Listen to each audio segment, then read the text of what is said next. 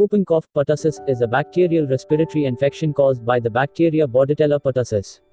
It's a very serious infection, especially in young children. Infants are generally given the vaccine starting at age 2 months. If you have the whole series of vaccinations along with booster shots at specified intervals, you are generally protected. Babies too young to have had the vaccinations and children with compromised immune systems are the most at-risk members of the population. Whooping cough is spread by contact with the bacteria of a person who has the disease.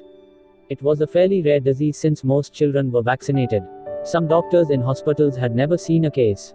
In recent years, some parents have not vaccinated their children.